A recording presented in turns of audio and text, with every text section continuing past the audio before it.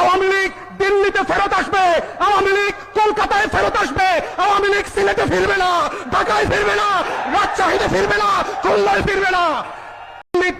দাসী যারা আছে, বামপন্থী তথাকথিত সুশীল বাংলু সিনিয়র বেকার সাংবাদিকের এই মূর্খ পালেরা এখনো আবার চেষ্টা করছে নতুন করে গণমাধ্যমে বুদ্ধিজীবিতায় কালচারাল ফ্যাসিবাদ কায়েম করে পিছনের দরজা দিয়ে আওয়ামী লীগকে ফেরত আনতে। আমাদের বক্তব্য খুব পরিষ্কার, আওয়ামী লীগ দিল্লিতে ফেরত আসবে, আওয়ামী লীগ কলকাতায় ফেরত আসবে, আওয়ামী লীগ সিলেটে ফিরবে না, ঢাকায় ফিরবে না, রাজশাহীতে ফিরবে না, খুলনায় ফিরবে না। অতএব আজকের 11 দলীয় সমাবেশ থেকে আমাদের বক্তব্য খুব পরিষ্কার, যেই শত্রু রাষ্ট্রের সাপেক্ষে বাংলাদেশ নামক রাষ্ট্রের জন্ম হয়েছে, যেই রাষ্ট্র থেকে আধিপত্যবাদ থেকে মুক্ত করে বাংলাদেশের আজাদী, স্বাধীনতা, সার্বভৌমত্ব সংরক্ষণ করবার জন্য শত শত হাজার হাজার মানুষ 24-এ জীবন দিয়েছে, রক্ত দিয়েছে, সেই রক্তের সাথে শুধু আওয়ামী বুদ্ধিজীবী না, বাংলাদেশের কোন সরকারি দলকে গাদ্দারি করতে দেওয়া হবে না। আমরা সরকারি দলকে বলছি পরিষ্কার করে, যদি আওয়ামী লীগকে পুনর্বাসন করবার চেষ্টা করেন তাহলে আপনারা 17 বছরের রাজনৈতিক রোজা রাখার প্রস্তুতি নেন।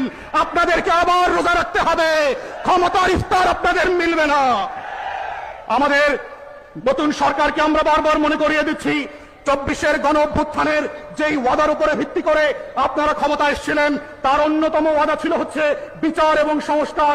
সেই জায়গা থেকে আমরা গত 1.5 বছর দেখেছি আপনারা নির্বাচন নিয়ে যতটা উদ্গ্রীব ছিলেন ততটাই বেকফল ছিলেন হচ্ছে আপনারা বিচার এবং সংস্কার নিয়ে। এবং আমরা শুধুমাত্র জুলাই জাতীয় সনদ না, শুধুমাত্র গণভোটের গণরায় না, আমরা দেখতে পাচ্ছি আপনাদের দলের তৈরি করা 31 দফার ইতিমধ্যে 7টা দফা আপনারা লঙ্ঘন করেছেন। যেই রাজনৈতিক দল নিজের করা ওয়াদা জাতির সাথে রক্ষা করে না, তারা জাতীয় জুলাই সনদ, গণভোটের গণরায় কিভাবে রক্ষা করবে? এই প্রশ্ন আজকে জাতির টেকনাফ থেকে তেতুলিয়া পর্যন্ত, রূপসা থেকে পাথুরিয়া পর্যন্ত প্রত্যেকটা বিভাগীয় সমাবেশে লক্ষ লক্ষ কোটি কোটি মানুষ আজকে একই প্রশ্ন করছে। এবং আমরা আজকে এই প্রশ্ন জাতির সাথে করতে চাই, সরকারকে মনে করিয়ে দিতে চাই, যেই ব্যক্তি, যেই দল নিজের করা ওয়াদা নিজের সাথে রক্ষা করে না, তাকে আমরা কিভাবে বিশ্বাস করব? আপনি তো আপনাকে বিশ্বাস করেন না, আপনি তো আপনার দলকে বিশ্বাস করেন না, আপনারা তো আপনার 31 দফাকে বিশ্বাস করেন না। অতএব আমাদের বক্তব্য খুব পরিষ্কার, জুলাই গণ অভ্যুত্থানে বাংলাদেশ বদলে গেছে, দিল্লির আধিপত্যবাদ এখানে ফিরবে না। রাতের বেলা ইমেল করে এনডিটিভিতে আর রয়টার্সকে সাক্ষাৎ দিয়ে দিনের আলোতে আওয়ামী লীগ ফিরতে পারবে না। অতএব দিল্লিকে বলছি, আপনাদের পলিসি পরিবর্তন করেন। আওয়ামী লীগ ছাড়া নতুন বাংলাদেশের সাথে, নতুন ঢাকার সাথে আপনাকে সম্পর্ক করতে হবে। পুরাতন আওয়ামী লীগের বাংলাদেশ আর ফিরবে না, আপনার আধিপত্যবাদও ফিরবে না। আমাদের লড়াই চলছে এবং চলবে, সেই লড়াইতে আপনাদেরকে পাশে থাকবার আহ্বান জানিয়ে আমার বক্তব্য এখানে শেষ করছি। আসসালামু আলাইকুম।